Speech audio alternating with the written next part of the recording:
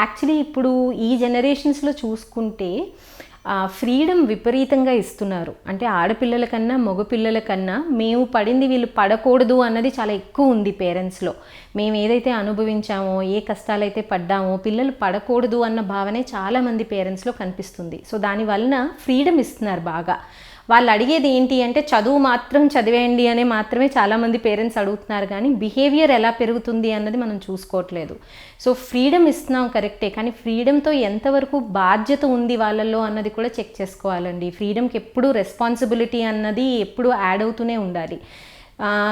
మనం వాళ్ళని చదువుకోమంటున్నాము, హోంవర్క్లు అంటున్నాం, ట్యూషన్స్ అంటున్నాం, చదువుకు కావాల్సిన ఫెసిలిటీస్ అన్నీ మనం ఇస్తున్నాం, కానీ ఎంతమంది యాక్చువల్లీ ఇంట్లో పనులు చేస్తున్నారు, ఎంతమందికి లైఫ్ స్కిల్స్ నేర్పిస్తున్నాం? అంటే వాళ్ళు వంట చేయడం అన్నా, వాళ్ళ షెల్ఫ్లు వాళ్ళు సర్దుకోవాలన్నా, వాళ్ళ బట్టలు వాళ్ళు అరేంజ్ చేసుకోవాలన్నా, స్కూల్కి కావాల్సినవన్నీ వాళ్ళు ప్యాక్ చేసుకొని వాళ్ళు పట్టుకెళ్ళడం అన్నా, ఇలాంటివి ఎంతవరకు లైఫ్ స్కిల్స్ అన్నవి నేర్పిస్తున్నాము అన్నది కూడా తల్లిదండ్రులు చెక్ చేసుకోవాలి.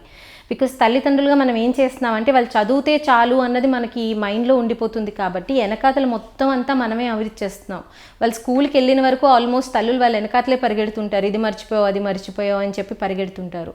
ఇది కరెక్ట్ కాదు. బికాజ్ ఎప్పుడైతే మీరు లైఫ్ స్కిల్స్ మీద ఫోకస్ ఉండదో, ఇంట్లో వాళ్ళు చేయాల్సిన పనులు కూడా అవి కూడా స్కిల్సే, అవి కూడా లైఫ్కి అవసరమే.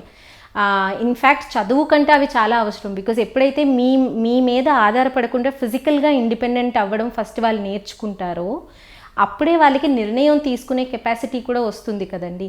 లేకపోతే మనం సడన్గా వాళ్ళని మ్యారేజ్ టైం అప్పుడు, కెరియర్ టైం అప్పుడు సడన్గా ఇండిపెండెంట్ అయిపోవాలి, నిర్ణయాలు తీసేసుకోవాలంటే ఎలా వస్తాయి? సో చిన్నప్పటి నుంచే ఈ నిర్ణయాలు వాళ్ళని తీసుకొనివ్వాలి. అంటే నేను ఎంత తినాలి, ఏం తినాలి, ఎప్పుడు తినాలి, ఏది హెల్దీ, ఏది అన్హెల్దీ, ఎలాంటి ఫ్రెండ్స్ నాకు కరెక్ట్, ఏం చూసుకొని నా ఫ్రెండ్స్ని ఎంచుకుంటున్నాను. సో ఇవన్నీ కూడా స్కిల్సే. ఆ స్కిల్స్ యాక్చువల్లీ ఎడ్యుకేషన్ కంటే ఈ స్కిల్స్ చాలా ఇంపార్టెంట్. సో ఎప్పుడైతే వీటి మీద ఫోకస్ పెడతామో ఫ్రీడమ్తో పాటు రెస్పాన్సిబిలిటీ కూడా వస్తుంది. అలాగే చాలామంది పేరెంట్స్ పిల్లలకి చెప్పాలంటే భయపడుతున్నారు ఒక్కొక్కసారి.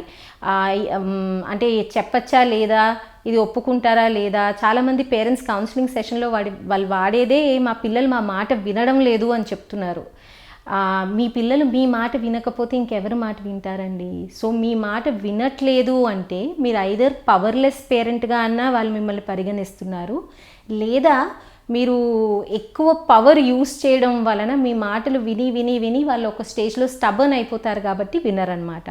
సో ఈ 2 స్టేజెస్లో కూడా పేరెంట్స్ పిల్లలతో కూర్చొని మాట్లాడడం అవసరం. ఫ్రీడమ్తో పాటు రెస్పాన్సిబిలిటీ కావాలి. ఫ్రీడమ్ ఇవ్వడానికి మాకు ప్రాబ్లం లేదు, కానీ రెస్పాన్సిబుల్గా ఉండాలి అన్నది మాత్రం చెక్ చేస్తాము అన్నది టైమ్ అండ్ అగైన్ కమ్యూనికేట్ చేయాలి. అలాగే చాలా వరకు ఇష్యూస్ వాల్యూస్ దగ్గరే వస్తున్నాయి. పేరెంట్స్కి చిల్డ్రన్కి ఈ మధ్యన అయితే మొత్తం వాల్యూ క్లాషెసే అవుతున్నాయి. కాన్ఫ్లిక్ట్స్ అన్నీ వాల్యూస్ విషయంలోనే వస్తున్నాయి.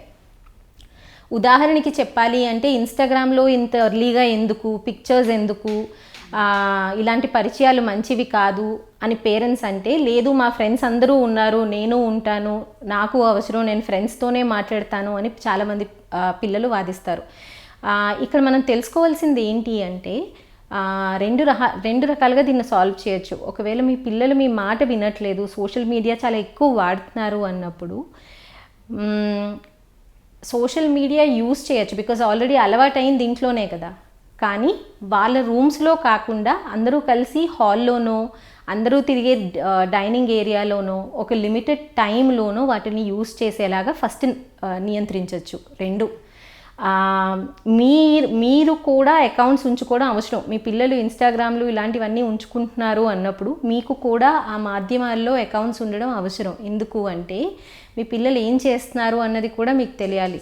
సో ఈ రకంగా కూడా వాళ్ళని కంట్రోల్ చేసినట్టు కాకుండా చెకింగ్ అన్నది మాత్రం చాలా అవసరం. సూపర్విజన్ అన్నది అవసరం. 3, ఒక టైం తర్వాత ఫోన్స్ అందరివి, అంటే మీ ఫోన్స్, మీ స్మార్ట్ ఫోన్స్ ఏవైతే ఉన్నాయో మీవి, పిల్లలవి, అందరివి కూడా ఒక కామన్ ప్లేస్లో పెట్టేసి ఎవరు ఇంక వాటిని టచ్ చేయకూడదు అన్న ఒక రూల్ ఇంట్లో ఎస్టాబ్లిష్ చేయాలి. సో ఇలాంటి రూల్స్ ఎస్టాబ్లిష్ చేయడం వలన ఫ్రీడమ్తో పాటు రెస్పాన్సిబిలిటీ చెక్ చేస్తున్నాం, రెస్పాన్సిబిలిటీ లేని చోట ఫ్రీడమ్ కట్ చేస్తాము అన్నది కూడా పిల్లలకి కమ్యూనికేట్ అవుతుంది. ఇది మీరు ఎంత చిన్నప్పటి నుంచి అన్నా స్టార్ట్ చేయొచ్చు. అలాగే ప్రజెంట్ ఏమవుతుంది అంటే చాలా చిన్నప్పుడే సోషల్ మీడియా అకౌంట్స్ స్టార్ట్ చేసేస్తున్నారు, చాలా ఎర్లీగా స్టార్ట్ అయిపోతున్నాయి. సో ఖచ్చితంగా ఆ ఏజ్కి ఇవ్వాలా లేదా అన్నది ఫస్ట్ పేరెంట్స్గా మీరు డిసైడ్ చేయాలి. మీరు అందరూ ఫ్రెండ్స్ అందరూ వాడుతున్నారు కరెక్టే, బట్ మన ఇంట్లో ఇది కుదరదు, నాకు ఇష్టం లేదు అని మీరు కూడా కొన్ని రోజులు స్మార్ట్ ఫోన్స్ అన్నది వాడడం మానేసేయాలి. అందరం వాడద్దు, మేము కూడా వదిలేస్తున్నాము, అందరం పాతకాలం కీ బటన్ ఫోన్స్కి వెళ్ళిపోదాము అని చెప్పి మీరు కూడా వదిలేస్తే చాలామంది టీనేజ్ పిల్లలు అప్పుడు అర్థం చేసుకుంటారు. బికాజ్ వాళ్ళు ఏంటి అంటే తల్లిదండ్రులకు ఒక రూలు, మాకొక రూలు అన్నది వాళ్ళు యాక్సెప్ట్ చేయరు. ఎప్పుడైతే కామన్ రూల్స్ ఎస్టాబ్లిష్ చేస్తామో బాధ్యత వస్తుంది, ఒప్పుకుంటారు కూడా తొందరగా. సో ఫ్రీడమ్తో పాటు ఆల్వేస్ రెస్పాన్సిబిలిటీ ఉందా లేదా అన్నది మాత్రం చెక్ చేసుకోండి. ఇది as early as possible check చేసుకోవచ్చు.